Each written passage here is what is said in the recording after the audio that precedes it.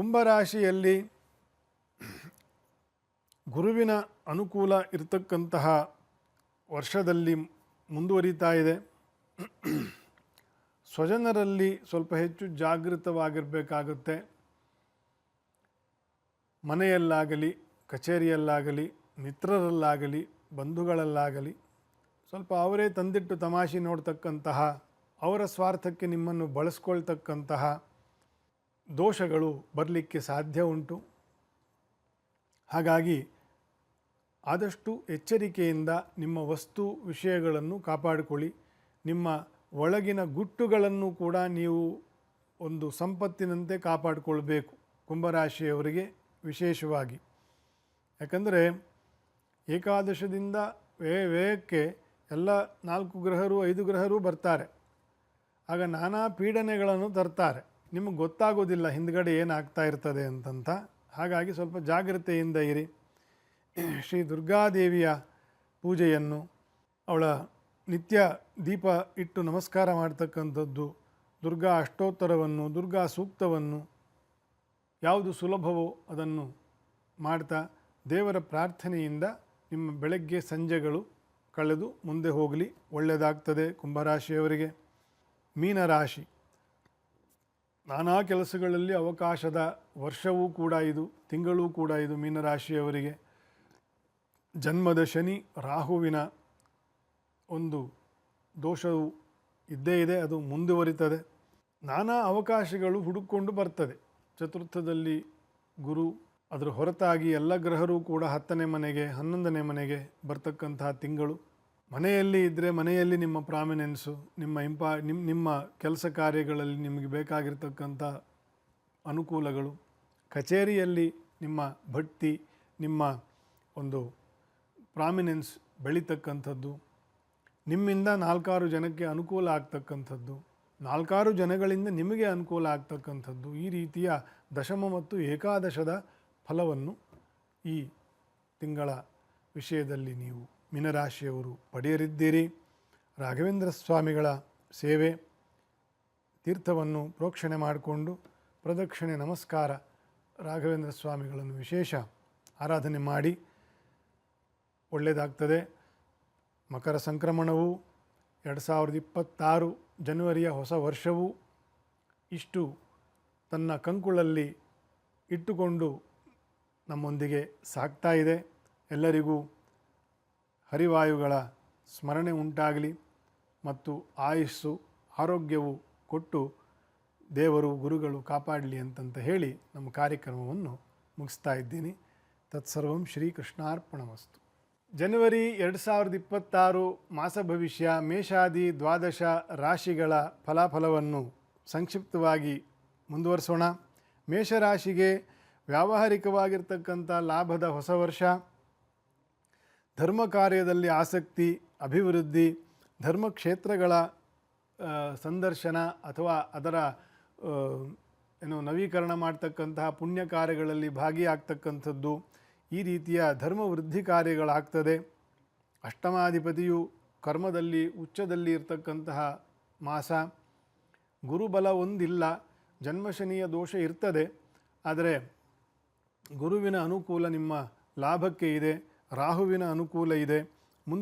ಮುಂದುವರಿಸ್ಕೊಂಡು ಹೋಗ್ಬೋದು ನೀವು. ಸಂಚಾರಗಳು ಜಾಸ್ತಿ ಆಗ್ತದೆ.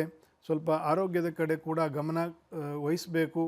ವಾತ ದೋಷದಿಂದ ಸ್ವಲ್ಪ ಸ್ಲೋ ಆಗಬಹುದು. ಬಾಡಿ ಮೆಕ್ಯಾನಿಸಮ್ ಅಂತೇನು ಹೇಳ್ತೀವಿ, ಅದಕ್ಕೆ ಸ್ವಲ್ಪ ವಾತ ಉಂಟು ಮಾಡದೇ ಇರತಕ್ಕಂತಹ ಆಹಾರದ ಬಗ್ಗೆ ಗಮನ ವಹಿಸಬೇಕು. ಮೇಷರಾಶಿಯವರು ಮಾತ್ರ ಅಲ್ಲ, ಎಲ್ಲರೂ ಕೂಡ ಇವತ್ತಿನ ಕಾಲದಲ್ಲಿ ಆಹಾರವೇ ವಿಷ.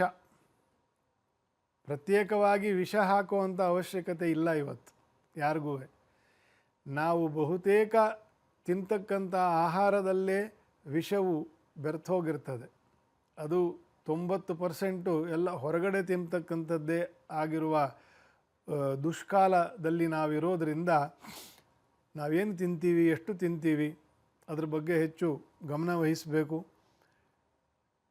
ಮೇಷರಾಶಿಯವರು ಎಲ್ಲರೂ ಕೂಡ ವಿಶೇಷವಾಗಿ ವೆಂಕಟೇಶ ದೇವರ ಸೇವೆಯನ್ನು, ಕಲ್ಯಾಣೋತ್ಸವವನ್ನು, ಅಲಂಕಾರ ಸೇವೆ, ನಮಸ್ಕಾರ ಸೇವೆ, ನಾಮಸ್ಮರಣೆ, ವೆಂಕಟೇಶನ ಅಷ್ಟೋತ್ತರ ಇದೆಲ್ಲವನ್ನು ಯಾವುದು ನಿಮಗೆ ಸುಲಭವೋ ಅದನ್ನು ಮಾಡಿಕೊಂಡು ಮುಂದುವರಿಲಿಕ್ಕೆ ಪ್ರಯತ್ನ ಮಾಡಿ. ಧನುರ್ಮಾಸವೂ ಇದೆ. ಭಾನುವಾರದಂದು ದಿನ ಮಾಡಿದರೆ ಒಳ್ಳೆಯದು. ಅಟ್ಲೀಸ್ಟ್ ಭಾನುವಾರದಂದು ಬೆಳಗ್ಗೆ ಸೂರ್ಯೋದಯಕ್ಕೆ ಮುಂಚೆ ಸ್ನಾನ ಪೂಜೆಗಳನ್ನು ಮಾಡಿ ಈಶ್ವರನ ದರ್ಶನ ಅಥವಾ ಶ್ರೀ ವಿಷ್ಣುವಿನ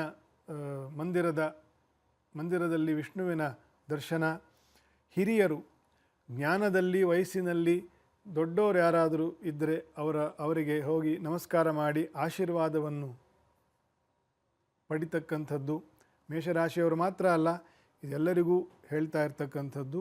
ಧನುರ್ಮಾಸದ ವಿಶೇಷ ಪುಣ್ಯ.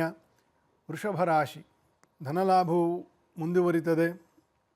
ಧನಾಧಿಪತಿ ಧನಸ್ಥಾನದಲ್ಲಿ ವಕ್ರೀ ಗುರುವಿನ ಸಂಚಾರ, ಬೇಕಾದಷ್ಟು ಆದಾಯವು ಉಂಟಾಗ್ತದೆ. ಕುಟುಂಬದ ವ್ಯಾಪಾರ ವ್ಯವಹಾರಗಳು ಅಭಿವೃದ್ಧಿ ಆಗ್ತಕ್ಕಂಥದ್ದು. ಉದ್ಯೋಗದಾತರಿಗೆ ಉದ್ಯೋಗದ ಕ್ಷೇತ್ರದಲ್ಲಿ ವಿಸ್ತರಣೆ ಮಾಡ್ತಕ್ಕಂತಹ ಚಿಂತನೆಗಳು, ಅದರ ಪ್ರಯತ್ನಗಳು ಕೈಗೂಡ್ತದೆ. ಬೇರೆ ಬೇರೆ ಕಾರ್ಯಾರ್ಥ ದೇಶ ವಿದೇಶಗಳಿಗೆ ಸಂಚಾರವು ಏರ್ಪಡ್ತಕ್ಕಂತಹ ಒಂದು ಯೋಗಗಳು ಕೂಡ ಇದೆ. ವಿದ್ಯಾರ್ಥಿಗಳಿಗೆ ಬಹಳ ಒಳ್ಳೆಯ ಅನುಕೂಲ. ವೈದ್ಯರಿಗೆ ಬಹಳ ಅನುಕೂಲಕರವಾಗಿರ್ತಕ್ಕಂಥದ್ದು. ವೈದ್ಯರಿಗೆ ಅಂತಂದರೆ ವೈದ್ಯಕೀಯ ಸಮುದಾಯಕ್ಕೆ ಇನ್ಕ್ಲೂಡಿಂಗ್ ಮೆಡಿಸನ್ಸ್, ಆ ರೀತಿ ಯೋಚನೆ ಮಾಡಬೇಕು. ಮತ್ತು ಎಂಟರ್ಟೈನ್ಮೆಂಟ್ ಇಂಡಸ್ಟ್ರಿ, ಮೀಡಿಯಾದವ್ರಿಗೆ ಇದಕ್ಕೆಲ್ಲ ಸ್ವಲ್ಪ ಸ್ಲೋ ಆಗ್ತದೆ. ಧನಸ್ಥಾನದಲ್ಲಿ ಗುರುವು ಇದ್ದರೂ ಕೂಡ ಧನಾಧಿಪತಿಯು ಬುಧನಿಗೆ ಬಲ ಇಲ್ಲದೇ ಇರತಕ್ಕಂತಹ ಮಾಸವಿದೆ. ಸ್ವಲ್ಪ ಖರ್ಚು ವೆಚ್ಚದಲ್ಲಿ ನಿಮ್ಮ ಆಯೋಜನೆಯಲ್ಲಿ how the way you treat the people to ಹೇಗೆ ಹ್ಯಾಂಡಲ್ ಮಾಡ್ತೀರಾ ಅದ್ರ ಬಗ್ಗೆ ಸ್ವಲ್ಪ ಗಮನ ವಹಿಸಿ. ವೃಷಭ ರಾಶಿಯವರಿಗೆ ಒಳ್ಳೆಯದಾಗ್ತದೆ. ರುದ್ರಾಭಿಷೇಕ, ಈಶ್ವರನಿಗೆ ನಮಸ್ಕಾರ ಸೇವೆಗಳು, ಅಭಿಷೇಕ ಸೇವೆಗಳು, ಇದನ್ನು ಮನೆಯಲ್ಲೂ ಮಠದಲ್ಲೂ ಮಂದಿರದಲ್ಲೂ ನಿಮಗೆ ಎಲ್ಲಾಗ್ತದೆ ಹೆಚ್ಚು ರುದ್ರಾರಾಧನೆಯನ್ನು ಮಾಡಿ, ವಿಶೇಷ ಪುಣ್ಯಕರ. ಮಿಥುನ ರಾಶಿ, ಮಿಥುನ ರಾಶಿಯಲ್ಲೇ ವಕ್ರೀ ಗುರು ಬಲ ಇಲ್ಲ, ಆದರೂ ಕೂಡ ಗುರುವು ಬಾಧಕನಲ್ಲ. ಮಿಥುನ ರಾಶಿಯಲ್ಲಿ ಸಂಚಾರ ಇದ್ದಾಗ ಉದ್ಯೋಗದಲ್ಲಿ ಪ್ರಗತಿ, ಧಾರ್ಮಿಕ ಆಸಕ್ತಿ ಬೆಳೆಯುತ್ತೆ. ಒಂದು ರೀತಿಯ ನೈಷ್ಠಿಕತೆ ಅಂತ ಏನು ಹೇಳ್ತೀವಿ, ಇಷ್ಟೊತ್ತಿಗೆ ಇಷ್ಟು ಪೂಜೆ ಮಾಡಲೇಬೇಕು, ಇಂಥ ದೇವರ ದರ್ಶನವನ್ನು ಮಾಡಲೇಬೇಕು, ಇಂಥ ಗುರುಗಳ ದರ್ಶನವನ್ನು ಪ್ರಸಾದವನ್ನು ತಗೊಂಡು ಬರಬೇಕು ಅಂತಕ್ಕಂಥ ಒಂದು ನೈಷ್ಠಿಕತೆ ಏನಿದೆ, ಈ ರೀತಿಯ ಒಂದು ಮನೋಭಾವ ಹೆಚ್ಚು ಬೆಳೀತಕ್ಕಂಥದ್ದು. ಒಳ್ಳೆಯದು ಮಾಡಿ. ಶುಭ ಕಾರ್ಯದಲ್ಲಿ ಸ್ವಲ್ಪ ನಿಧಾನ ಆಗ್ತದೆ. ಶುಕ್ರನು ಬುಧನು ಸ್ವಲ್ಪ ಬಲಹೀನರಾಗಿರ್ತಕ್ಕಂತಹ, ಕುಜನನ್ನು ಬೆರೆತ ಒಂದು ಸ್ಥಿತಿ, ಬಲಹೀನರಾಗಿರ್ತಕ್ಕಂಥ ಇದು ಸ್ವಲ್ಪ ನಿಧಾನ ಆಗ್ತದೆ. ಮಿಥುನ ರಾಶಿಯವರಿಗೆ ಈ ಶುಭ ಕಾರ್ಯಗಳು ಏನಾದರೂ ಒಂದು ಹೂಡಿಕೆಯೋ, ಮನೆ ಕಟ್ಟೋದೋ, ಸೈಟ್ ತೊಗೊಳ್ಳೋದೋ, ಮದುವೆನೋ, ಮುಂಜಿಯೋ, ಸ್ವಲ್ಪ ಕಿರಿಕಿರಿ ಅಡೆತಡೆಗಳೆಲ್ಲ ಬರ್ತದೆ. ಸ್ವಲ್ಪ ತಾಳ್ಮೆಯಿಂದ ಮುಂದುವರಿಸಿಕೊಂಡು ಹೋಗಿ. ಲಕ್ಷ್ಮೀ ನರಸಿಂಹದೇವರ ಸ್ಮರಣೆ ಮಾಡಿ, ಅಭಿಷೇಕ ಸೇವೆಯನ್ನು ಮಾಡಿ, ಪ್ರದಕ್ಷಿಣಾ ನಮಸ್ಕಾರಗಳನ್ನು ಮಾಡಿ, ಪ್ರಾರ್ಥನೆ ಮಾಡಿ. ಮಿಥುನ ರಾಶಿಯವರಿಗೆ ವಿಶೇಷ ಈ ದೈವಾನುಕೂಲ ಉಂಟಾಗಲಿ, ಕೆಲಸ ಕಾರ್ಯಗಳಲ್ಲಿ ಇರ್ತಕ್ಕಂಥ ವಿಘ್ನಗಳು ಪರಿಹಾರ ಆಗಲಿ. ಕರ್ಕ ರಾಶಿ,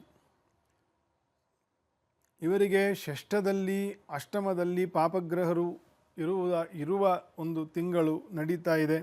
ಸ್ವಲ್ಪ ಚಿಂತೆಗಳು ಬೆಳೀತದೆ. ಕರ್ಕರಾಶಿಯವರಿಗೆ, ಸ್ತ್ರೀಯರಿಗೆ ವಿಶೇಷವಾಗಿ, ವಿದ್ಯಾರ್ಥಿಗಳಿಗೆ, ಸ್ತ್ರೀಯರಿಗೆ, ಮಕ್ಕಳಿಗೆ, ಈ ಮಕ್ಕಳ ಬಗ್ಗೆ ಇದೆಲ್ಲ ಸ್ವಲ್ಪ ಚಿಂತೆಗಳು ಜಾಸ್ತಿ ಆಗ್ತದೆ. ಅನಾರೋಗ್ಯವೂ ಕೂಡ ಸ್ವಲ್ಪ ಬೆಳೆಯುವಂತಹ ತಿಂಗಳು. ಹೆಚ್ಚು ಆರೋಗ್ಯದ ಬಗ್ಗೆ ಕಾಳಜಿ ವಹಿಸಬೇಕು. ಚಿಂತೆ, ಅನಾವಶ್ಯಕವಾಗಿ ಚಿಂತೆ ಮಾಡ್ತಕ್ಕಂಥ ಜನರು ಜಾಸ್ತಿ ಇದ್ದಾರೆ. ಅದು ವಿಶೇಷವಾಗಿ ಸ್ತ್ರೀಯರಲ್ಲಿ. ಕಾಲದ ಪ್ರಭಾವ, ದಿನ ಕಳೆದಂತೆ ಅನಾವಶ್ಯಕವಾಗಿ ಚಿಂತೆ ಮಾಡ್ತಕ್ಕಂತಹ ದೋಷಗಳಿಗೆ ಜನ ಒಳಗಾಗ್ತಾ ಇದ್ದಾರೆ. ಅದು ಜಾಸ್ತಿ ಆಗುತ್ತೆ ಕರ್ಕಾಟಕ ರಾಶಿಯವರಿಗೆ. ಹಾಗಾಗಿ ಏನಕ್ಕೋಸ್ಕರ ಚಿಂತೆ ಮಾಡಬೇಕು ಅಂತಂತ ಯೋಚನೆ ಮಾಡಬೇಕಷ್ಟೆ. ಯಾವ ಚಿಂತೆಯಿಂದ ಒಂದು ಪರಿಹಾರ ಸಿಗ್ತದೋ ಅದಕ್ಕೆ ಚಿಂತೆ ಮಾಡಬೇಕು. ಯಾವುದು ಅಪರಿಹಾರ್ಯವೋ ಅಥವಾ ಯಾವುದೋ ಗತಕಾಲದ ಯಾವುದೋ ಆಗಿ ಹೋಗಿರ್ತಕ್ಕಂತಹ ವಿಷಯವೋ ಅದನ್ನು ಹಿಡ್ಕೊಂಡು ಚಿಂತೆ ಮಾಡೋದ್ರಿಂದ ಫಲ ಏನು? ಅದಕ್ಕಿಂತ ಚಿಂತೆ ಯಾಕೆ ಮಾಡುತ್ತಿದ್ದಿ ಚಿನ್ಮಯನಿದ್ದಾನೆ, ಚಿಂತಾರತ್ನವೆಂಬೋ ಅನಂತನಿದ್ದಾನೆ, ಚಿಂತೆ ಯಾಕೆ ಮಾಡುತ್ತಿದ್ದಿ ಚಿನ್ಮಯನಿದ್ದಾನೆ ಅಂತ ದಾಸರ ಮಾತೇನಿದೆ. ಚಿಂತೆ ಅನಾವಶ್ಯಕವಾಗಿರ್ತಕ್ಕಂಥ ಚಿಂತೆ ಮಾಡೋದಕ್ಕಿಂತ ಭಗವಂತನ ನಾಮಸ್ಮರಣೆ ಮಾಡಿ ಕೊಟ್ಟು ನಮ್ಮನ್ನು ರಕ್ಷಣೆ ಮಾಡ್ತದೆ ಅಂತಂತ ಅದರ ತಾತ್ಪರ್ಯ. ಹರಿನಾಮ ಜಪ, ದುರ್ಗಾದೇವಿಯ ದರ್ಶನ, ಕುಂಕುಮಾರ್ಚನೆ, ದೀಪ ನಮಸ್ಕಾರ ಇತ್ಯಾದಿ ಯಾವುದು ನಿಮಗೆ ಸುಲಭ ಸೇವೆಯೋ ಅದನ್ನು ಕರ್ಕರಾಶಿಯವರು ಮಾಡಿ ನಮಸ್ಕಾರ ಮಾಡಿ ಒಳ್ಳೆಯದಾಗ್ತದೆ. ಸಿಂಹರಾಶಿ ಅಧಿಕಾರ ವಿಸ್ತರಣಾ ಯೋಗ ಅಂತಂತ ರಾಶೀಶ್ವರನು ಪಂಚಮದಲ್ಲಿ ಇದ್ದು ಪಂಚಮದಲ್ಲಿ ಚತುರ್ಗ್ರಹ ಯೋಗವಿದ್ದು ಶನಿಯ ಬಾಧೆಯೂ ಇಲ್ಲದೇ ಇರತಕ್ಕಂತಹ ಏಕಾದಶದಲ್ಲಿ ಗುರುವು ಇರೋದು ಮುಂದುವರಿತಕ್ಕಂತಹ ತಿಂಗಳು ಸಿಂಹರಾಶಿಗೆ. ನೀವು ಇರ್ತಕ್ಕಂತಹ ಲೈನು ಅದು ವೈದ್ಯಕೀಯ ಇರ್ಬೋದು, ರಾಜಕೀಯ ಇರ್ಬೋದು, ಮೆಡಿಸಿನ್ ಲೈನ್ ಇರ್ಬೋದು, ಟೆಕ್ನಾಲಜೀಸ್ ಇರ್ಬೋದು, ಆಯಾ ಲೈನಲ್ಲಿ ನಿಮ್ಮ ಕೆಲಸಗಳು ವಿಸ್ತಾರ ಆಗ್ತದೆ. ಉದ್ಯೋಗದಾತರು ಕೂಡ ಅವರ ಕೆಲಸವನ್ನು ವಿಸ್ತರಣೆ ಮಾಡಿಕೊಳ್ತಕ್ಕಂಥದ್ದು, ಪ್ರಯಾಣಾದಿ ವಾಹನ ಲಾಭಗಳು, ಅನುಕೂಲ ಇತ್ಯಾದಿ ಅನೇಕ ಸತ್ಫಲಗಳನ್ನು ಶಾಸ್ತ್ರದಲ್ಲಿ ಹೇಳಿದ್ದಾರೆ. ಸೂರ್ಯನಾರಾಯಣನ ಜಪ, ಸೂರ್ಯನ ಅಷ್ಟೋತ್ತರ, ರಾಮಚಂದ್ರನ ಅಷ್ಟೋತ್ತರ, ಹತ್ತಿರದಲ್ಲಿ ಎಲ್ಲಾದರೂ ಸೂರ್ಯನಾರಾಯಣನ ದೇವಸ್ಥಾನ ಇದ್ದರೆ ಅಲ್ಲಿ ಒಂದು ಅರ್ಚನೆ, ದರ್ಶನ, ವಿಷ್ಣುವಿನ ಯಾವುದೇ ವಿಷ್ಣುವಿನ ಮೂರ್ತಿಯ ದರ್ಶನ, ಪೂಜೆ, ವಿಶೇಷವಾಗಿ ನರಸಿಂಹದೇವರು, ರಾಮದೇವರು ಇದರ ಸೇವೆಯನ್ನು ಮಾಡಿ. ಅಷ್ಟಮದ ಶನಿ ಇದು ಕಂಟಿನ್ಯೂ ಆಗ್ತಕ್ಕಂತಹ ವರ್ಷದಲ್ಲಿ ಇದ್ದೀರಿ. ಹಾಗಾಗಿ ನರಸಿಂಹದೇವರ ವಿಶೇಷ ಆರಾಧನೆಯನ್ನು ನಾನು ಆಗಾಗ ಹೇಳ್ತಾ ಇರ್ತೀನಿ. ಸಿಂಹರಾಶಿಯವರಿಗೆ ಮಾಡಿಕೊಂಡು ಹೋಗಿ ಒಳ್ಳೆಯದಾಗ್ತದೆ.